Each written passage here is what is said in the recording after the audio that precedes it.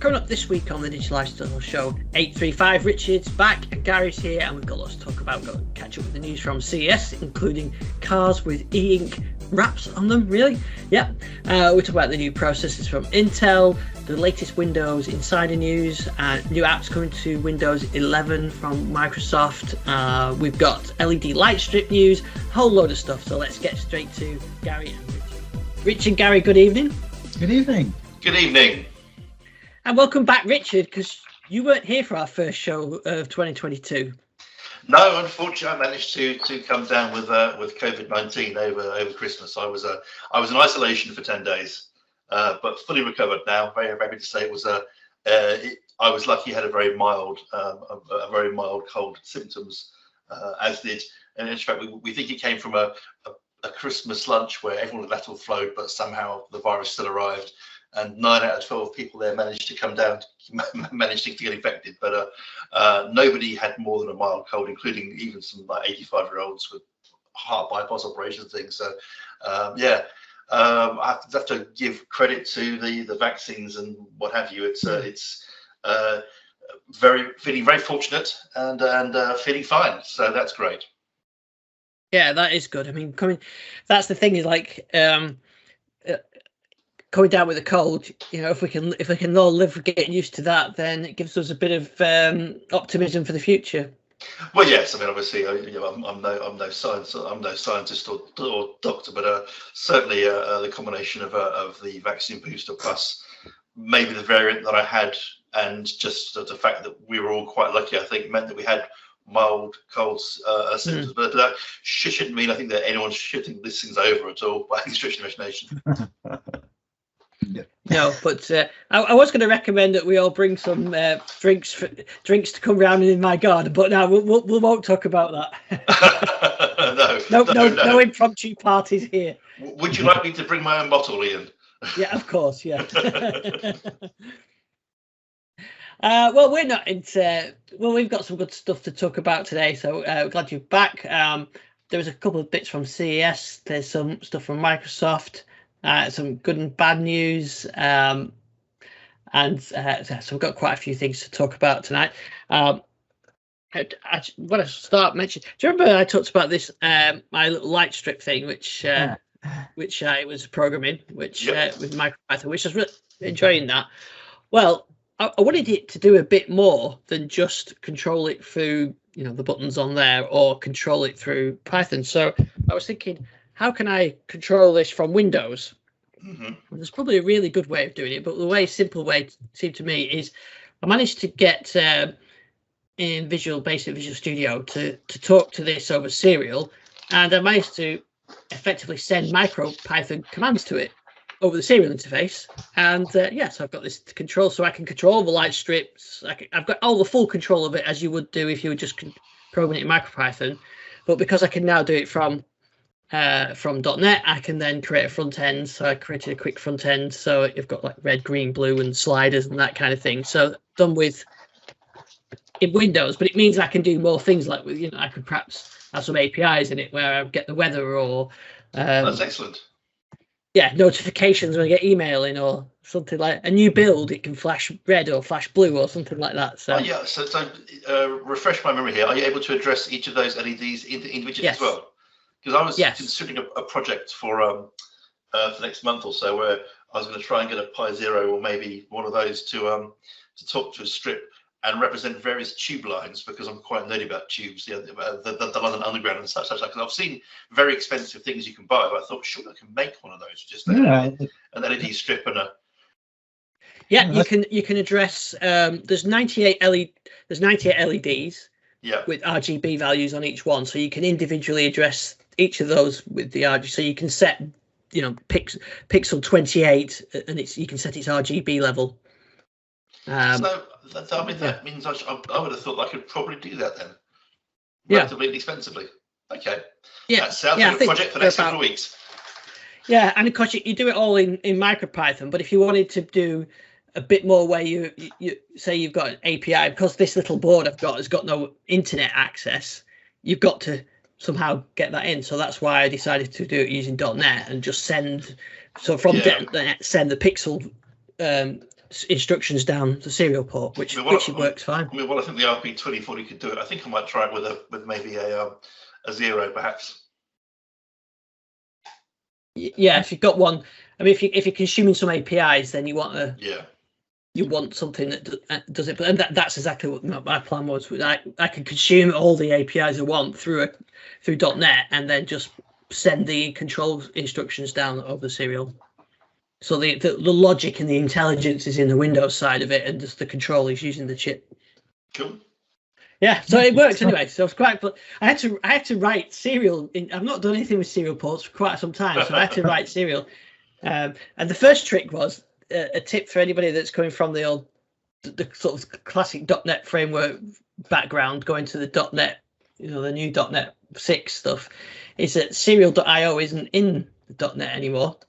And you have to add that to your project, and it took me quite a while to figure out, because I remember doing it before. Going, well, you do serial.ports, and it doesn't work.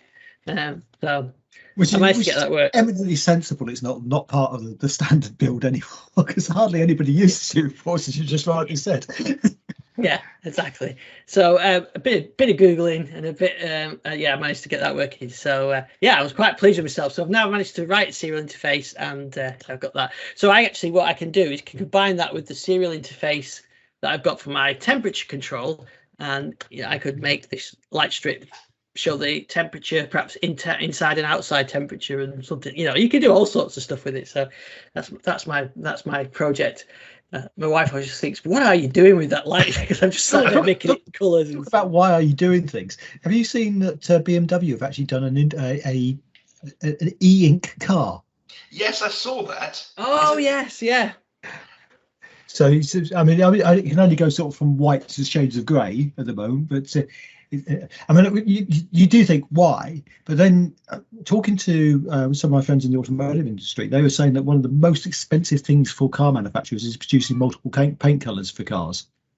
So if they could actually get individually addressable paint in some way in the future, which this is just a sort of step towards, because obviously this is obviously grey and white, black, but there are colour e-inks now, and you can get reflective ones. You just have one production line, which would really simplify things for them. Could cost them basically probably. My friend was saying it's like something like 20% of the cost of a car is the fact they have to have multiple paints. If you only have a single paint, any colour as long as it's black. As Ford used to do, it cuts the cost down dramatically, and that's why there's often restricted paint colours for different areas. If you could just have it individually addressable, even if it was only addressed once and it came out the production line, that might be an amazing cost saving for them. Obviously, there's a lot of other potential issues there.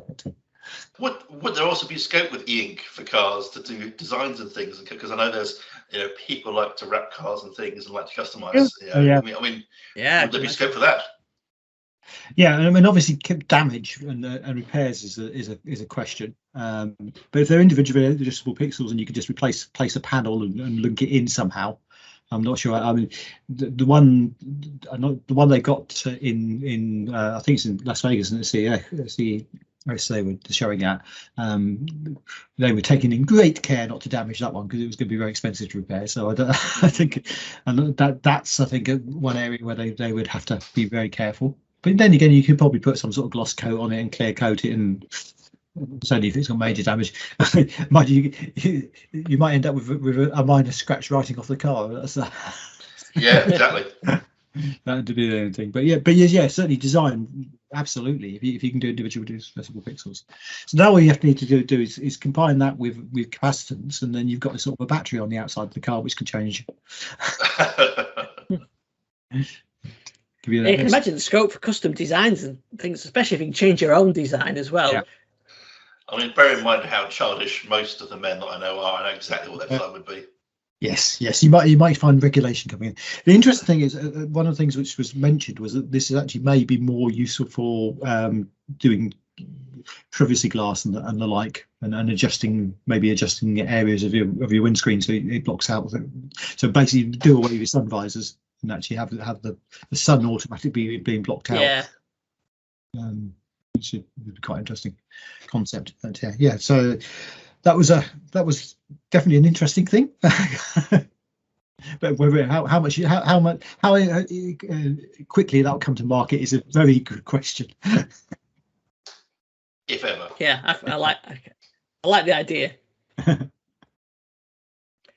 Yeah, there's a few bits and pieces I saw CS. There wasn't a huge amount. We did talk about it a little bit last week. I did see the folding Lenovo. I think it was Lenovo. No, it was the Intel concept devices, wasn't it? The folding ones at Intel and Samsung. So it was a 17-inch screen that would fold into sort of two 13-inch type screens. So it was a big screen that you could fold like that and use it like a clamshell. Yeah. Or you could fold it the other way. It's quite interesting that. So maybe we'll see some new form factors later in the year, next year. Usually it takes a while for sort of those to catch up once you've seen those concept ones. But I like the idea of it. And did you see the Lenovo? I think it's a ThinkBook Plus 3 with a screen built into the keyboard, an extra little display on there. Yeah, it's sort of like a tablet plus a phone in one. Yeah. It takes you back to some of the sort of concepts we used to see sort of 2008, 2009, you know, all these different things. You could slot a phone in and all that kind of thing. There were some sort of strange concepts, but always the more practical and some more dull design sort of takes off. But I don't know. I saw that this isn't sort of a concept one. This is a real laptop you can get with an extra screen on there. But I'm not sure how well Windows understands the concept of this extra screen on the keyboard. But yeah, it's not a bad idea. Yeah, didn't Asus do something like that recently? Yes, I think there was one screen and another screen above the keyboard.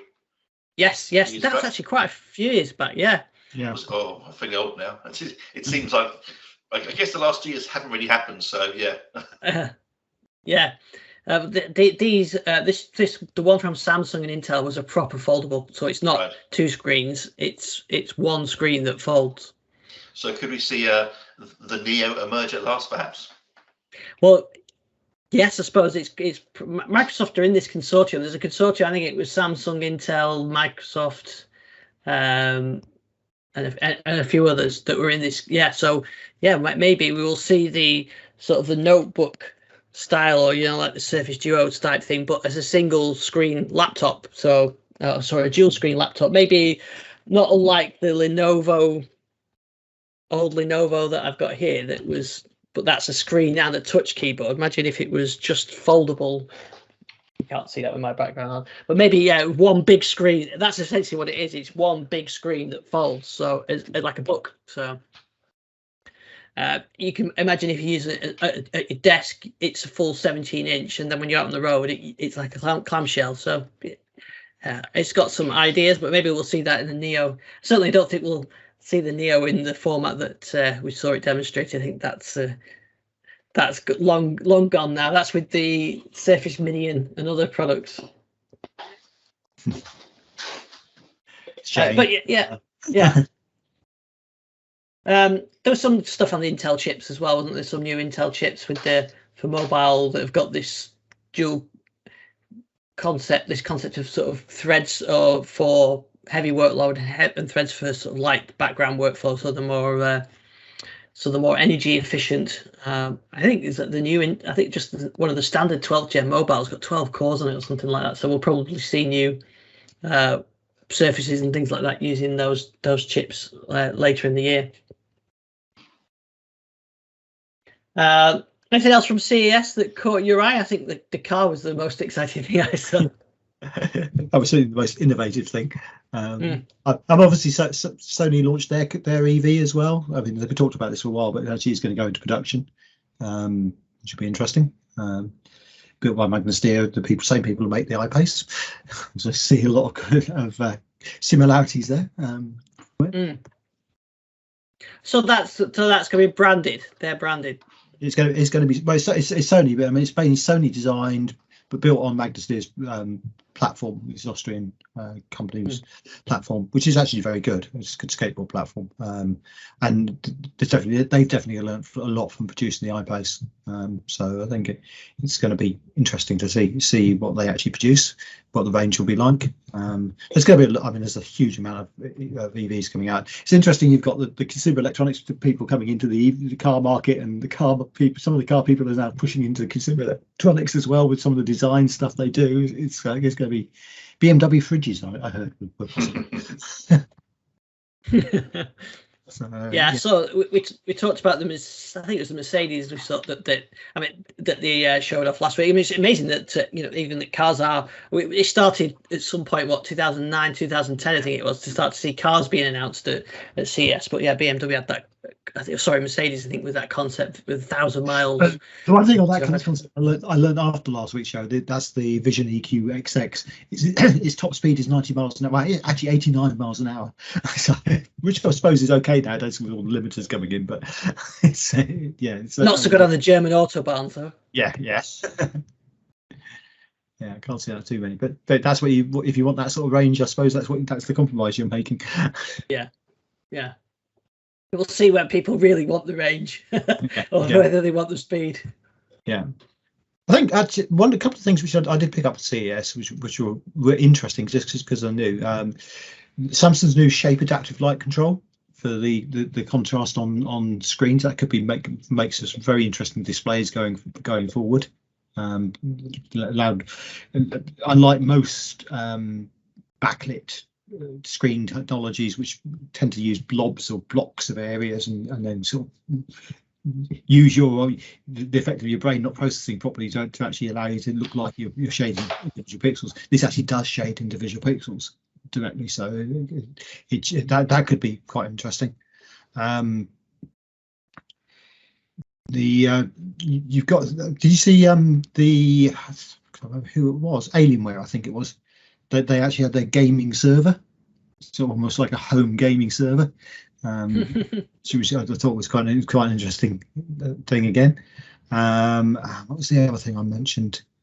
The Samsung remote was charged off your Wi-Fi. Didn't have any charge off your Wi-Fi. Yeah, you didn't have any other form of charging, but it actually charged by being on the Wi-Fi. So I thought was quite an interesting concept as well. So there were a few things, not a huge amount, but there were a few things in there. And the Intel chipset you were talking about is Alder Lake, isn't it? That's the one which is going to be pretty. Yeah. Yeah, we should see some new Surface devices. I think coming from and new PCs, but from other manufacturers as well. But definitely some new Surface devices with those chips in. Did you see we've actually got a couple of? There was actually a new Surface released today. There's a couple, I think. I think there's two on there. Yeah. I mean, one is just a colour change. It's the Go 3 in black, isn't it? You can now order the Go 3 in black. Is that it? Yep, that's it. Yeah. Yeah, which is fine. Black, same nice price. Yeah, exactly. It's not any cheaper. It's not expensive. What I think is perhaps more significant is you can get the Surface Pro 8 with LTE on the Microsoft Business Store. I think that's quite important because the Pro 8 is a bit of a beast, really. And adding LTE to it, I have to ask a quick question for both of you, really. What is the point of the Pro X?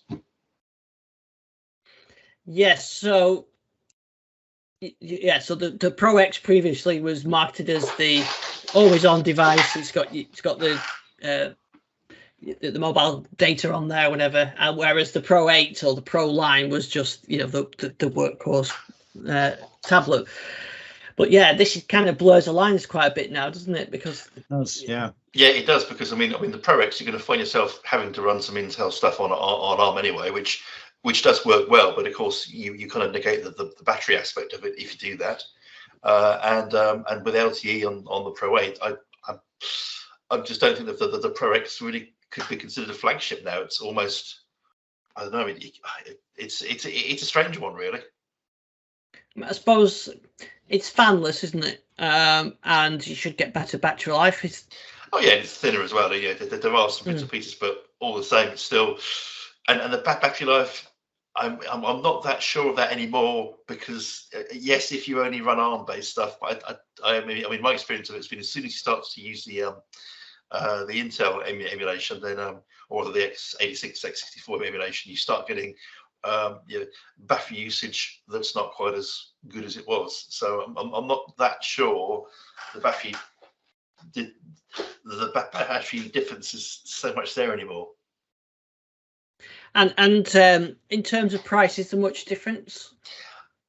I've not looked, actually. Last time I checked, I think the Pro 8 was a bit more expensive, I think. Yeah, I'm just having a look here.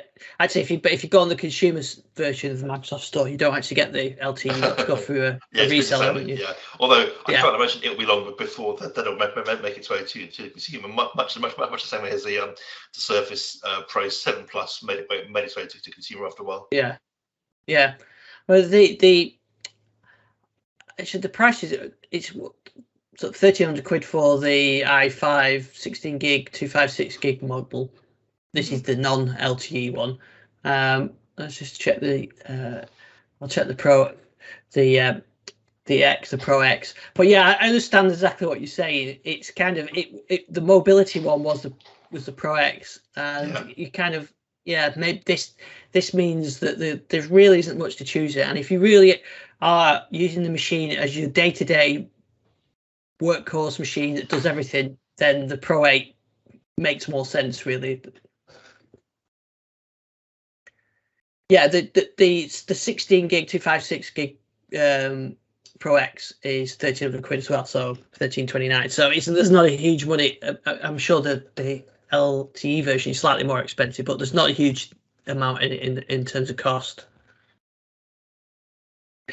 So yeah, it does beg the question: what's the point of the Pro X? And in some respects, I always thought that they introduced the Pro X as a kind of, this is the direction that Surface is going to go in the future, but the Pro range, the Pro 8, the Pro 7, whatever, with the solid, core models, the reliable, dependable workhorse, the ones businesses will pay for. So maybe that's crept up with the Surface Pro X, is that the Pro 8 has sort of caught it up. So maybe the next iteration will see something different again from the Pro X, and that'll push it ahead again. Yeah, I suppose that depends a lot on the processor that comes from the new Snapdragon processors. Yes, yeah. I still I still look at I've got my Surface laptop, and I know I need more storage, so I keep looking at, do I look at a Pro 8, do I look at a Pro X, do I look at a laptop 4? And I think really, if I was going to go with you, I wouldn't go with the Pro X just for the limitation we mentioned. It's just not, when you're paying £1,500 for a device or whatever it is, £1,300, you can't have any limitations on the device. Exactly. Yes. I mean, if I was in your shoes, I'd probably be looking at either the laptop or the Pro 8. Yeah, I think so. I like the idea of the laptop studio, which isn't available yet, but not in the UK yet, no. No, and I think it will also, when you look at the price per spec, I can imagine that you can probably spec up the laptop for a lot higher than you can on the studio for the same cost or same amount. Yeah, I'm sure you could. I was really tempted over Christmas actually, because I went to John Lewis sale and they got a lot of Surface laptops discounted, so I couldn't actually think of why I really wanted one. Just like, well, I'll tell you something. I've been tasked with replacing my wife's laptop, and her requirements are very straightforward. It needs to be as fast as the one she's got at the moment, and in white. That's it. So, which is it makes it surprisingly hard to find one, actually. To be quite surprised. Okay, and in white, it seems to command a premium these days. Yeah. But I do know of a white device that's not premium that's coming out. Go on. The Surface Laptop SE. Hey, I can hear the gears being graunched there. yeah, the SE. That's white. the school edition, or whatever SE stands for.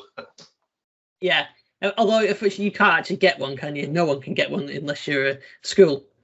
Yes, exactly. Yeah, it's education channel only, and I don't know at what point they're due to hit these shores either, but I think it obviously be US first. But yes, I guess this is the thing that happened today was Microsoft did something very unusual actually from modern times, which is they posted a video showing how to take one apart. So you can change out components like the keyboard, the battery, and the screen and things, which I think is quite a refreshing change to most modern laptops from various tech giants that seem to be nearly impossible to maintain yourself. That they demonstrate that yes, you can indeed take this thing apart and you can replace the main components or repair them, which was good. Although it did highlight, sadly, the fact that you can't upgrade the RAM really, and storage is going to always be eMMC, and but it's a step in the right direction, though. Definitely, I was very pleased to see it. Yeah, so there you go. I've got the video Microsoft posted. I suppose it makes exact sense for that you can repair screens and things like that for one used by students. Although some of my colleagues, I think I would be better getting these with them because they bring their laptops back in some various states, and I wonder how they managed to do it. Well, yeah, I mean, I kind of hope it's going to spread down to more of the Surface range, because it is great. If you're in an office environment, being able to change the screen, which always gets broken at some point, or the keyboard, which someone's going to throw coffee over, is a great idea. I think, really. And these machines are obviously being abused in classrooms, so it's brilliant. It's just, I think, a real shame you can't do the RAM as well, because you kind of buy these machines with 4 gigs of RAM, and we all know that's not really enough these days to run Windows for any period of time. So it would have been nice if they'd made that upgradable as well, and the storage upgradable. But it's a good start, I think. Yeah, definitely. I'd be interested to try one, but I know, as we mentioned before, we're not the target market for these kind of devices at all. Certainly not a premium device for your missus with in white. You'd be in trouble if you bought that one. You know what? I've thought about it. I thought, would she notice? Yeah, I suppose it depends what you're coming from beforehand. So I must admit, I've given it some thought. I have actually also considered the Chromebooks as well, but she does like the Windows 10 interface. So I don't think I'll get away. I don't think I'll get away with a Chromebook, or if I did, it would be one that's so powerful it can run Windows in 5 parallels or something. Yeah. I think we can get. Can you get a second-hand old MacBook? They were white, weren't they? Yes, I have thought about the MacBook. Perhaps they're using Boot Camp, but again, I've been told very strongly no. Want a standard Windows keyboard as well. Yeah, that makes sense. It's basically I want the one that I've got now, except not broken, please. Yeah. I guess the Surface Laptop Go would perhaps be an option. Yeah, actually, you know what? That's possibly not a bad idea. Because nowadays, these machines are pretty fast. If you get one with a decent amount of RAM in it, it'll be not a bad device, though. Well, again, it's a classic productivity thing. A bit of web browsing and using Office, and that's it. Yeah. Oh, there you go. Yeah, you know what? That's actually that's not a bad idea at all, Ian. Thank you. Hey, well, that's one, and a good idea. On the 11th of January, that'll do this for this year. Yeah, we'd like to have one a year. Yes.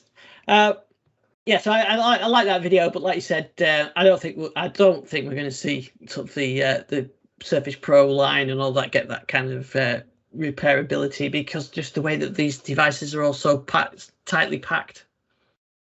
Yeah, I think you're right.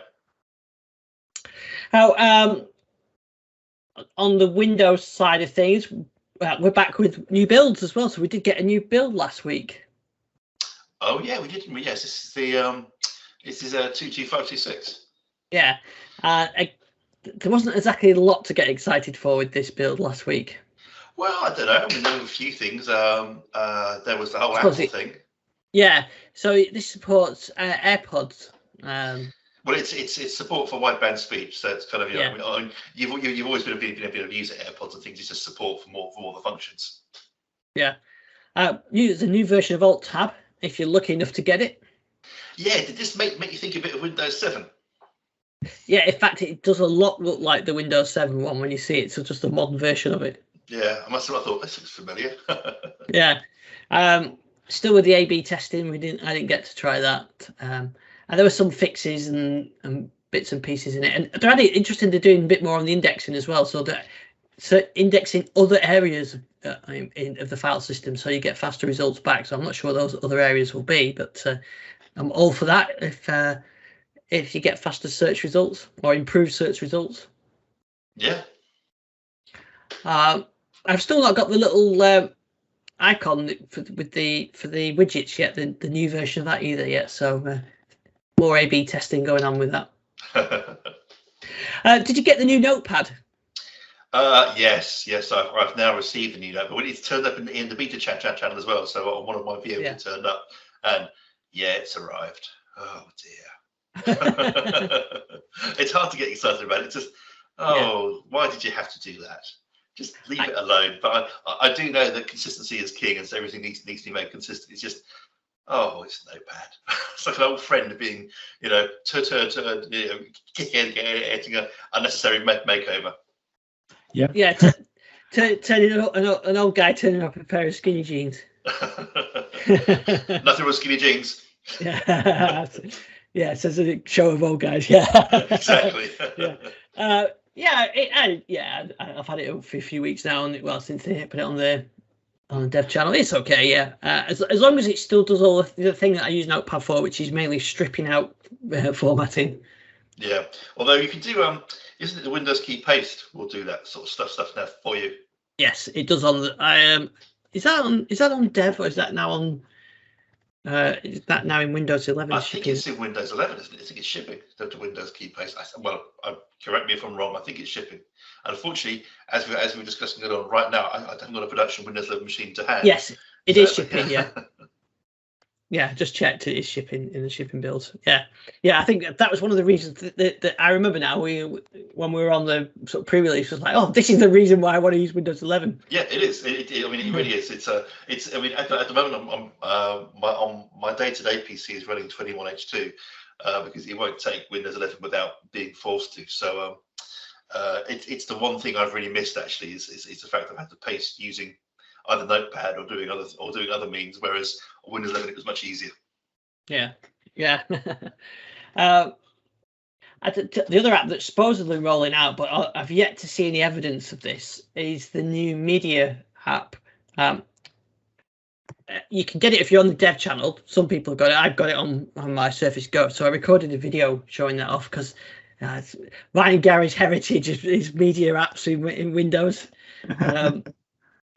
So I did do a video of that, and it's a reasonably useful playable media app that replaces Groove and includes some video playback stuff in that previously was in movies and TV only.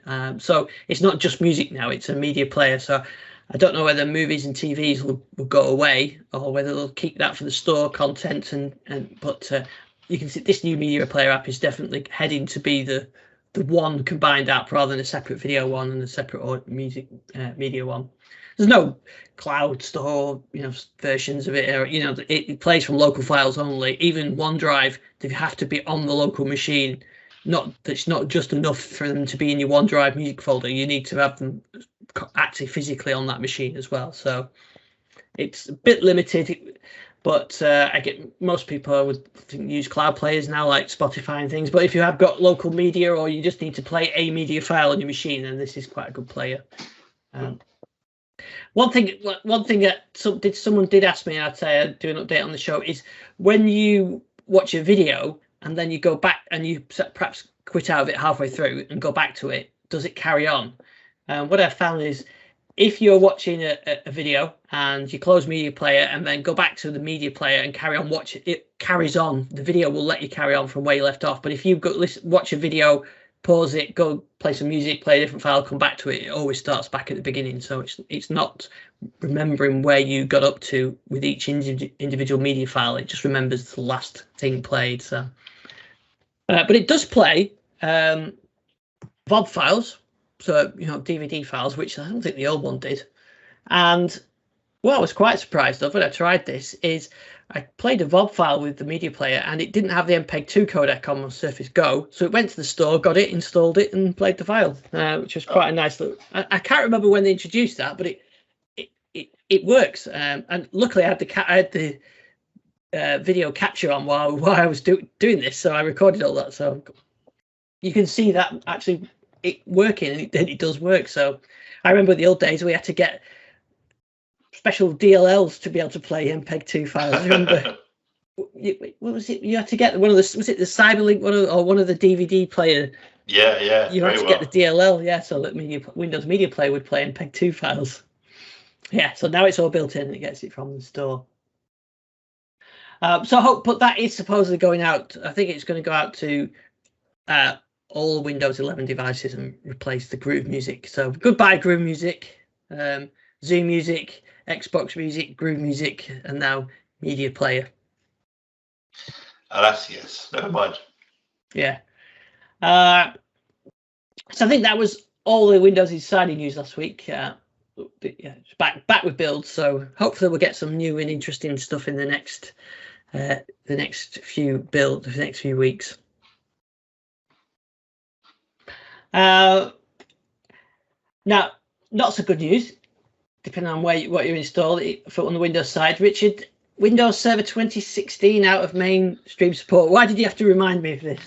Because I figured you being an IT administrator would go, oh no, yes, this is the end of mainstream support today for Windows Server 2016. But don't worry, you've got 5 more years before extended support ends. But yeah, today is when mainstream support ends for Windows Server 2016, which means the flow of fixes and things will start to slow a bit as they start to only fix the critical security issues as opposed to straightforward updates and changes. So yes, if you are an admin running Windows Server 2016, the clock is now very much ticking. Yeah, and I wonder how many people now actually upgrade servers. As in, they've got 2016, I need to get this on to 2019 or whatever. Or now the process is we try and shove this feature to the cloud, or we just buy a new server. Yeah, I was going to say, people still have servers. Well, I mean, I think 2016, you know what? I mean, Microsoft never publishes any figures, but I would not be surprised if most of those are virtualized anyway. Yeah. So, it's more the holdouts that are still running 2008 machines that are running the boxes somewhere under someone's desk that no one knows about. Still doing some company specific critical function that everyone's, where is that server? Oh, it's under Bob's desk. So. Yeah, exactly. Yeah, I think 2016 is a bit like 2008. It seemed to be one that a lot of people it was a good platform that a lot of people installed it and continued installing it even while Microsoft released later ones, because it was a good known one. Be like 2008 R2, I think, where that was another one that seemed to be a lot of installs of. Yeah. And I think perhaps now, it's. I just can't imagine many people getting the updater and installing that. I mean, I remember I've done it lots in the past, but I'm not sure it's not something I've done for a while. I remember it updated NT4 to Windows 2000 and the Active Directory domain at the same time on a Sunday. Was that production? Yeah. Oh, crikey. Yeah.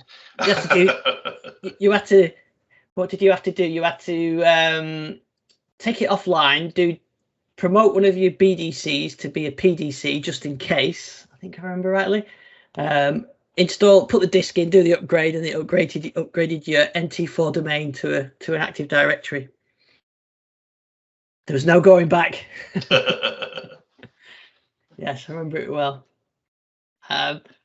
Yeah, so people wonder why you're reluctant now to upgrade servers, and you just want to shove everything to cloud. Exactly, yeah, and then it's all somebody else's problem as long as it stays up. Yes, yeah, that's always another issue. Well, it is and it isn't. It's one of those things that it kind of shows up. I think public cloud failures are quite handy because one, we forget how frequently things fail in our own data centers, but two, if a thing fails in the public cloud, then you should have been considering a multi-cloud approach anyway. If you've got critical functions that the company will stop if this doesn't work, then maybe you should have been putting your eggs in more than one basket. Yeah, like your door entry system, Facebook. Yes. Yes. Yeah. So thanks for reminding us about that. Anyway. Any problem, any day, no problem at all. One other thing you mentioned, you're going to talk about AstroPi. Oh yeah, the AstroPi. So yeah, this is a cool thing actually. Follows on from a conversation about your LED strips. Yeah, the AstroPi. These are the units which are on the International Space Station. They were first launched, I think, with Tim Peake, probably 6 years ago now. I think that they went to the space station, but back then they were obviously much older generation of Raspberry Pi, and what they are, they're basically stock Raspberry Pis that have been shoved into a special case with sensors and a display, and students are able to upload code, which then gets run on these devices on the space station. They've got sensors for temperature and pressure and what have you, and they can flash up messages on their screens to the astronauts. And a new set based, I think they're on Pi 4 Model Bs, I think, have gone up now. Again, in the special case, and they went up on the December SpaceX mission, the CRS-24, I think, mission to the space station, and have been unpacked by the ESA astronaut that's up there at the moment. And I think that they were fired up for the first time this week. So yeah, they're really cool. They're interesting because the old Pis that are up there have been working quite well. I think one of the main issues is it's quite hard when students are writing code in the ground. They have to think that, of course, what is going to run on the space station is several generations earlier than what they're using. So they haven't got as much memory on the space station. So these are bang up to date. But of course, things like the CPU cores are much more dense now on these Pis. So they may have more problems with things like cosmic radiation, what have you, causing bit flips. That could cause some issues. So it'll be very interesting, I think, to see how these go. But I'd recommend anyone who's interested to check out the AstroPi website. Does that make them quantum computers then? I think right now, Gary, we've got a quantum government in this country, haven't we? And a little bit of politics. Exactly. Was it a party? Wasn't there a party? I don't know. It was quantum. Yes. But yeah, so I would strongly recommend anyone who's got interest to have a look at the AstroPi website, because you can. I think students can upload code. I think there's like a bit of Python you can write that takes about an hour. It's kind of a tutorial which you can upload, and then it will run on the space station, and you'll be told when it runs, and you'll get a little certificate which you can print saying your code was run in this location on the space station at this time, which is, I think, quite cool.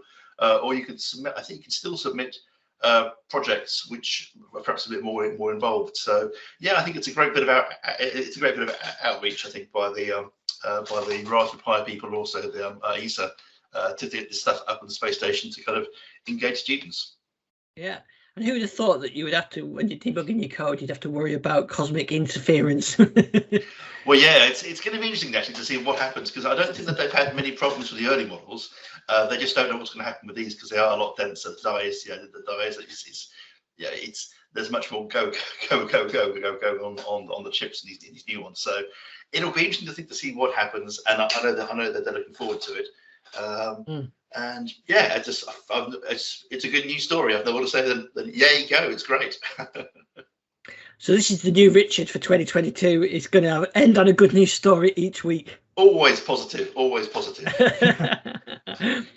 Yeah. Except where COVID's concerned, where I'm now negative, so that's good.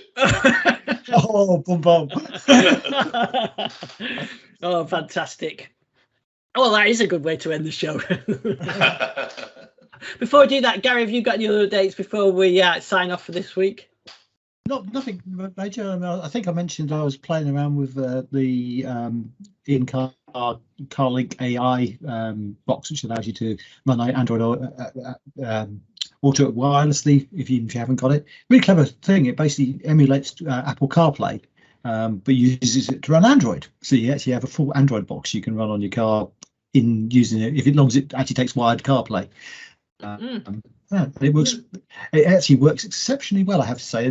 One or two little glitches with it. It doesn't seem to know what location it is, and always thinks it's in London, regardless where it is. I mean, GPS works, so the maps work fine. But if you ask Google where you are, it will tell you in London, and any searches you do are in London as well, which is a bit annoying. But other than that, it's fine. It runs YouTube fine. It plays all the. It's got full Google Play Store on it. It's Android 9, so you could run any app which you got on there. So it does mean you can run all your smart home apps on it, which is quite nice. So you can, for example, you can actually use location-based tracking in something like SmartThings to actually operate your home as you're approaching it in your car. Just get the box to do it all for you in the background. Obviously, wouldn't recommend doing it while you're driving. That's not what we're talking about here. But yeah, and as for an EV driver, it's brilliant, because if you park up, you've got the full ability to watch everything on YouTube, do all your internet browsing and everything you can do normally. So yeah, quite impressive. I'm about just under 300 quid at the moment on Amazon. So it's which isn't bad really for a full-blown basically the equivalent of a phone without a screen. Yeah. it's pretty good. And say works really well. And the bit it's supposed to do, which is the wireless Android Auto, it does really well. I've tried wireless Android Auto on a lot of OEM SG car manufacturers direct Android Autos and Android wireless Auto, and it's never worked particularly reliably. It's always dropped out. And this actually seems to work absolutely spot on all the time. It seems to be very reliable. The other thing it does really well is it actually uses full screen, which a lot of cars the Android Auto doesn't do. So which CarPlay seems to always do. I think maybe something Apple mandate that they've got to be able to do that. But yes, works well. I think it is worth the money if it's something you're interested in. As I say, there's a few glitches to sort out, but I will have a review of that in the next issue of Fascinating Tech. Excellent. My experiences with Android Auto is, so when you can get it to work, it works well, but then most of the time it for some reason it doesn't work. And I've had various phones and various cars as well, and so sometimes it works, sometimes it doesn't. It can be a bit frustrating with that. Of course, the beauty of this is you actually don't need to use Android Auto. You could have all your full mapping and everything just on the box. So it is quite clever. It's a bit like having Android Automotive in your car, which I did try on a Volvo a few months back, but I actually preferred this box. It gives you a few more options. Excellent. So where can we find you, and when will we find out which car you've got? Oh yeah, there's a few dots of I's to be ticked and dotted and ticked boxes to be ticked before I could actually reveal the answer to that one. It's getting close. It's got to get close because the other card goes back in February the 12th, so the replacement's got to be around at some point around there. Obviously, with the component shortage at the moment, getting any car is a challenge. But so, second-hand market is absolutely crazy, especially for EVs. You can actually, I know so many people who are actually selling EVs they bought 2 years ago for more money than they bought them for. It's crazy at the moment. But yeah, so that will be revealed. But if you follow me at Garry with 2 R's WMA on Twitter, you'll get to know at some point. And Rich, no issues with components for your Golf then? No, it's still working fine. Yeah, exactly. Yeah, so no shortage of components available for that. Where can we find you? You can find me on Twitter at Richard_Speed. Excellent. Well, you can find me at ISDixon on Twitter and our YouTube channel and everywhere else. So thanks for listening. We'll be back same time, same place next week, and we'll see you then. Take care.